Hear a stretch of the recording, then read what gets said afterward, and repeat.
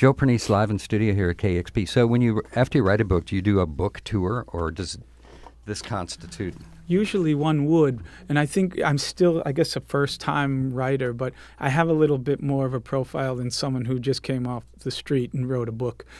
And so I decided to mix the two together. So I didn't really want to do just a reading tour, and I didn't want to do strictly a music tour for this record. So, so I'm gonna my tour. This tour is just a string of about 12 dates where I read some of the book, I play some of the tunes off the record, read some more of the book. So I just go back and forth like that. So that's what you'll be doing tonight at the Tractor Tavern. I will.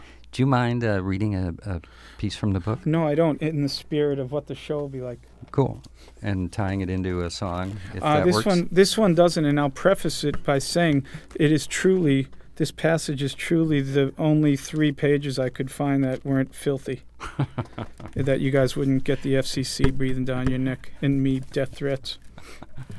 So at any rate, my narrator, who has left his wife, is hiding out on Cape Cod, and the only way he can get around is on this old Huffy Sweet Thunder bicycle. It's built for kid, and it's really old and beat up. So one day he's really depressed and he decides to drive out to the Bourne Bridge.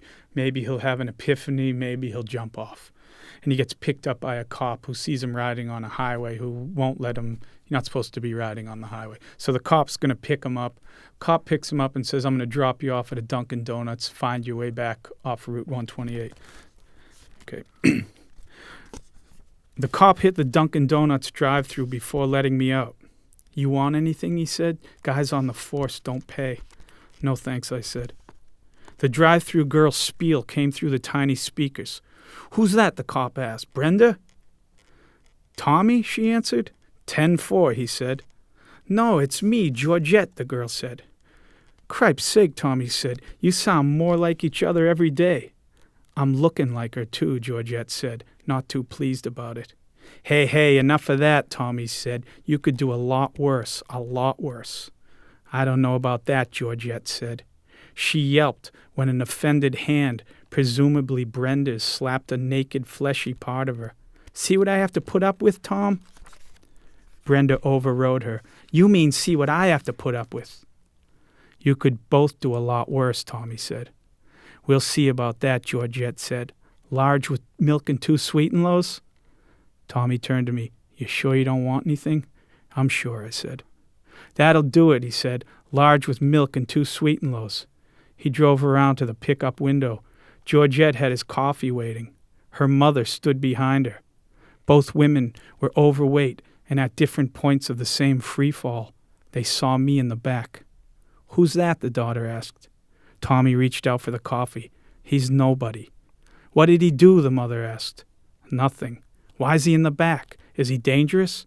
No, he broke down, Tommy said. I'm just giving him a hand. Both women shifted their eyes to him. That's good of you, Tom, the daughter said. You guys, she shook her head in admiration of all cops. You're always sticking your necks out for other people.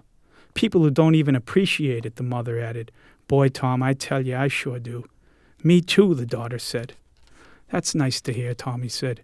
He started to dig some money out of his pants pocket. It makes this job. The daughter waved him off. No, Tom. I couldn't charge you. Tommy stopped himself before completely saying the word but. It was one of the weakest, no, let me pay protests I'd ever seen. It's just a cup of coffee, Tom, the mother chimed in. What's it, 2 cents to them? She said it as if the money-grubbing Dunkin' Donuts head honchos were just out of earshot. Not even 2 cents, the daughter added. You guys, Tommy said. He stopped digging for money. He turned to me. Can you believe these two? I couldn't. Call it one of those what-do-you-call-its, the mother said. Nice. Joe Pernice reading from his debut novel, It Feels So Good When I Stop, here on KEXP. Playing tonight and reading tonight at the Tractor Tavern and down in Portland tomorrow at the Doug Fir.